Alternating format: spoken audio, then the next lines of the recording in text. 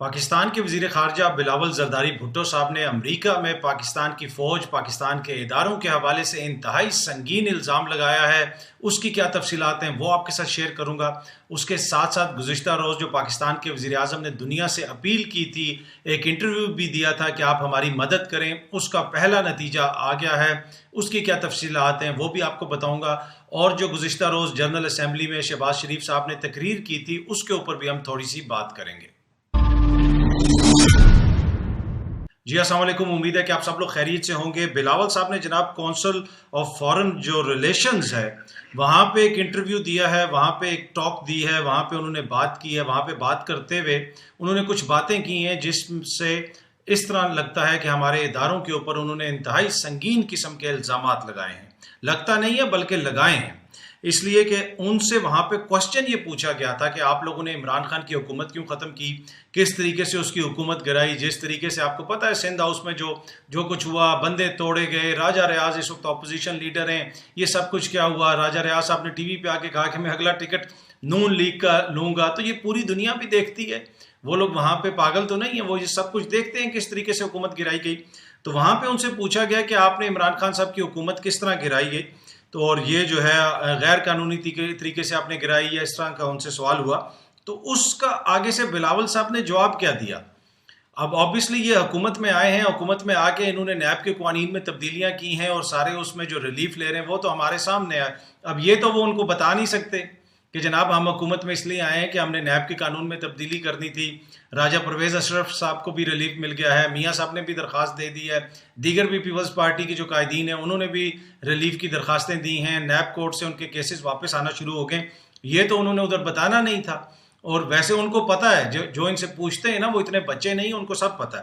لیکن آگے سے انہوں نے کہا کیا، وہی کہا جو یہ جب حزب اختلاف میں ہوتے ہیں ہمارے اداروں کو کنٹروورشل بناتے ہیں، ہمارے اداروں کو سیاست میں گھسیٹتے ہیں۔ 3 سال یہ کہتے رہے کہ عمران خان سے ہمارا مقابلہ نہیں ہے، اس کو جو لے کے آئے تھے اس سے مقابلہ ہے، اور اس وقت بھی میں کہتا تھا کہ یہ انتہائی نامناسب بات ہے، اداروں کو سیاست میں مت گھسیٹیں۔ لیکن یہاں پہ میں پہلے بتاتا ہوں کہ انہوں نے کہا کیا۔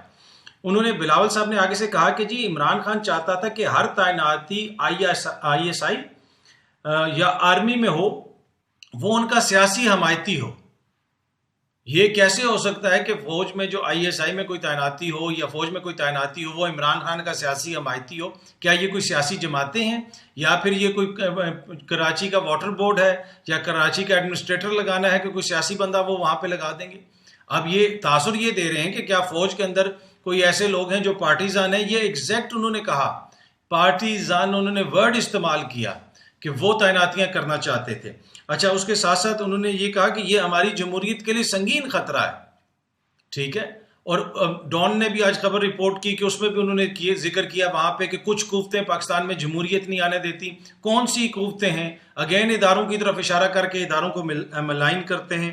اچھا، اس کے ساتھ ساتھ انہوں نے یہ کہا کہ ان کی کوشش یہ تھی کہ جو بھی وہ تعیناتی کریں فوج یا ISI میں، وہ ریاست پاکستان کے بجائے ہماری جو فوج ہے اس کے کمانڈر تحریک انصاف کے ونگ کے طور پر کام کریں۔ یہ ایگزیکٹ ورڈز ہیں بلاول صاحب کے کہ فوج کے جو کمانڈرز ہیں وہ تحریک انصاف کے ونگ کے طور پہ کام کریں۔ یہ عمران خان جو ہے وہ تعیناتیاں کرنا چاہتے تھے، اور اگر یہ تعیناتیاں ہو جاتی تو یہ کچھ ہوتا کہ ریاست پاکستان کے بجائے تحریک انصاف کے ونگ کے طور پہ۔ بھائی کیا ہمارا ادارہ جو ہے وہ ایسا ہے کہ وہ کسی کے ونگ کے طور پہ کام کریں گے؟ اب اس سے زیادہ سنگین الزام کیا ہے؟ میرا نہیں خیال کہ اس سے زیادہ کوئی بھی آپ سنگین الزام لگا سکتے ہیں اپنے اداروں کے اوپر۔ انتہائی انفارچونیٹ ہے بھائی، آپ کی سیاست ہے نا، سیاست میں کریں مقابلہ۔ اگر خان صاحب کسی پہ الزام لگاتے ہیں وہ بھی غلط ہے۔ اگر یہ ملک کا وزیر خارجہ یہ کہہ رہا ہے ادھر بیٹھ کے کہ جناب وہ فوج کے کمانڈرز جو ہیں وہ ریاست پاکستان کے بجائے تحریک انصاف کے ونگ کے طور پہ کام کریں، اگر یہ اجازت ہو جاتی عمران خان کو تعیناتیاں کرنے کی، تو اس سے تو یہ تاثر جاتا ہے نا کہ خدا نہ خواستہ ہمارے ادارے ایسے ہیں کہ اس میں کوئی بھی تعیناتی کر دے گا اور اس کے اندر جو ہے لوگ اس طرح کام کریں گے۔ اس سے بڑی میرا نہیں خیال کہ میں نے کبھی بھی دیکھا ہے کہ پاکستان کے اداروں کے اوپر کوئی سنگین الزام لگایا گیا ہو، کیونکہ یہ آپ کے اپنے وزیر خارجہ لگا رہے ہیں۔ اس وقت کیا سوچ رہے ہوں گے وہ لوگ کہ اٹ مینس کہ پاکستان کے یہ ادارے اس طرح کام کرتے ہیں، کوئی کو آ کے وہاں پہ ہماری جو فوج کی اعلیٰ کمانڈ ہے اس میں سے کسی کو لگا دیا جائے گا تو وہ اس طرح کام کرے گا۔ दिस इज़ इंतहाई नामुनासिब. इसके ऊपर मेरे ख्याल में हुकूमत को क्लैरिफिकेशन करनी चाहिए, बताना चाहिए, उसके ऊपर जवाब देना चाहिए कि भाई आप अपनी सियासत करें. बताएं ना कि जी इमरान खान से हम सियासी मुकाबला नहीं कर सकते, इस वजह से हम इदारों के ऊपर इल्ज़ाम लगाते हैं, इदारों को घसीटते हैं. नैब के कानून में हमने तब्दीलियां करनी थी, इसलिए हम आए थे, इसलिए हमने राजा रियाज को अपोजिशन लीडर बनाया हुआ है. हमने नैब में तैनाती करनी थी, इसलिए हमने सिंध हाउस में बंदे तोड़ के बैठाए थे, इसलिए पंजाब के अंदर हमने ये किया था. ये बताते नहीं और जाके वहाँ पे हमारी मुसल्लह अफवाज, हमारे इदारे, ISI, इनके ऊपर इल्ज़ामात लगाते हैं. और वो भी आपके वज़ीर ख़ारजा. मत कैसी बदकिस्मती है हमारी कि हमारे मुल्क का वज़ीर ख़ारजा ये कह रहा है हमारे इदारों के हवाले से. कौन सी कुव्वतों से भाई आपकी जमहूरियत को ख़तरा है? 16 साल से आप सिंध में बैठे हुए, किस कुव्वत ने आपकी ख़त्म कर दी? अगेन वही तासुर देना कि जैसे हमारी इस्टेब्लिशमेंट, हमारी जो फ़ौज है वो खिलाफ है जमहूरियत के. भाई आपकी सारी हरकतों के बावजूद आपकी हुकूमतें चल रही हैं ना, तमाम सपोर्ट भी मिलता है. अभी सिंध में सबसे ज़्यादा काम भी फ़ौज कर रही है. जहाँ पे आपसे काम नहीं हो रहा, ना आप लोगों ने कोई प्लानिंग की, आपके नाले भी वो आके साफ़ करते हैं. सिंध में कोई चीज़ फंस जाती है, वहाँ पे भी फ़ौजी आके चीज़ें जो हैं वो सड़कें साफ़ कर रहे होते हैं, पानी को रवां कर रहे होते हैं. और आप जाके अमेरिका में कहते हैं कि ये तहरीक इंसाफ का सियासी विंग बन रहे हैं. मतलब इससे संगीन आप क्या इल्ज़ाम लगाएंगे? खुदारा अपनी सियासत करें, कोई भी करे. मैं बार बार कहता हूँ कि इदारों को इस तरह मलाइन ना करें, इदारों को इस तरह कंट्रोवर्शियल ना बनाएं. अच्छा, दूसरी चीज़ जो मैं आपके साथ शेयर करना चाहता हूँ वो ये है कि जनाब कल हमारे वज़ीर आज़म साहब ने वहाँ पे अपील की और वो उन्होंने कहा कि मैं कैमरे में देख के अपील करता हूँ कि तबाही हो जाएगी, ऑल हेल, वो जो कल मैंने आपको बताया भी था, ब्रेक लूज और वो सब कुछ उन्होंने जो बयानात दिए. अब उसकी जो अपील की थी ना, उसका पहला नतीजा वो जो ब्लूमबर्ग को उन्होंने इंटरव्यू दिया था, ब्लूमबर्ग की खबर है, ब्लूमबर्ग बिजनेस की, तो उन्होंने तो ब्लूमबर्ग टीवी को दिया था. ब्लूमबर्ग जो बिजनेस है उसकी खबर ये है कि उसका नतीजा आ गया उस अपील का कि पाकिस्तान डॉलर बॉन्ड जो हैं उनकी प्राइस में रिकॉर्ड कमी हो गई है. पाकिस्तान के जो इंटरनेशनल मार्केट में डॉलर के बॉन्ड थे उनकी प्राइस गिर गई है after it's government appeal to rich Nations for date relief. जब वज़ीर आज़म साहब की और उनकी हुकूमत ने अपील की है अमीर दुनिया से कि हमारे कर्जे माफ़ करें, हमारा जो है बड़ा मसला हो गया है, हम अगले महीने की पेमेंट भी नहीं दे सकते, जब ये बातें की हैं तो जो इनके अपने बॉन्ड हैं उसकी कीमत गिर गई है. अभी तक आया कुछ नहीं, ना कोई डेट रिलीफ मिला, ना कुछ. जिस तरीके से मांगा गया है, जिस तरीके से अपनी बेबसी शो कराई है. अगेन देखें, सफारतकारी में ये नहीं होता कि आप एक्सरे दिखा के जो है वो कह रहे होंगे बड़ा जुल्म हो गया, हमारे साथ ये हो गया, वो हो गया. एक तरीका कार होता है. तो उससे ये मैसेज गया है कि जनाब हमारे डॉलर जो बॉन्ड है इंटरनेशनल में मार्केट में, उन्हीं की कीमत कम हो गई. अब इससे आप अंदाज़ा लगा सकते हैं कि क्या उस अपील से हमें फ़ायदा हुआ या नुकसान हुआ. तो पहला नतीजा तो ये हुआ कि जो हमारे बॉन्ड थे उनका प्राइस ही नीचे गिर गई है, वो फॉल हो गए. अब इससे आगे क्या होती है हमारी मदद, वो आने वाले दिनों में पता चल जाएगा. जो जो चीज़ें आती रहेंगी, जिस तरह मदद होती रहेगी, मेरी कोशिश होगी कि आपके साथ शेयर करता रहूँ. पर पहला नतीजा आ गया है उस अपील का. अच्छा, एक और चीज़ जो आखिर में मैं शेयर करना चाहता हूँ आपसे, वो शहबाज शरीफ साहब की तकरीर. वहाँ पे उन्होंने तकरीर की, उसमें बड़ी अच्छी बातें हैं अफगानिस्तान के हवाले से, कश्मीर के हवाले से. लेकिन वो एक होता है ना कि एक तकरीर में जान होती है, एक कमांड होती है, एक मतलब आप कुछ इस तरीके से करते हैं. पहले तो वैसे जो ही उन्होंने तकरीर शुरू की तो पहला सफ़ा ही उन्होंने ऐसे लगा के किया. मेरे ख्याल में ये आदत होती है हर जगह पे, हमने भी कई दफ़ा किया होगा, आपने भी किया होगा. लेकिन जब आप इंटरनेशनल स्टेज पे खड़े हैं, यूनाइटेड नेशंस में पूरी दुनिया आपको देख रही है, और फिर एक पैंडेमिक से हम गुजर के आए हैं, और सलाइवा से आपको पता है, थूक से जनाब वो जरासीम फैलते हैं, और उधर अब जो अगला बंदा आ रहा होगा वो भी परेशान होगा कि पता नहीं और इधर किधर किधर इन्होंने ये उंगली लगाई हुई है थूक वाली, तो उससे जो है वो जरासीम फैले होंगे. तो मेरे ख्याल में ये बड़ा वो कोई उससे कोई ज़्यादा अच्छा मैसेज नहीं गया. उसके अलावा अगेन कन्विंसिंग नहीं है. एक होता है ना, एक कमांड होती है, दुनिया देख रही है, सुन रही है, मतलब उसके वो मुझे कन्विंसिंग नहीं लगा. उसकी एक मिसाल आप इससे भी ले लें, UN के YouTube चैनल पे जाएं, जहाँ पे मियाँ साहब की तकरीर थी.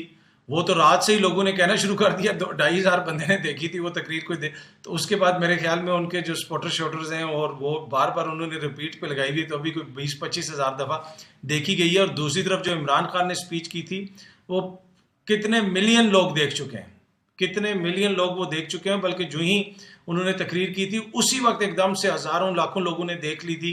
और मेरा नहीं ख्याल कि किसी भी लीडर की इतनी कोई तकरीर इतनी जल्दी देखी गई होगी.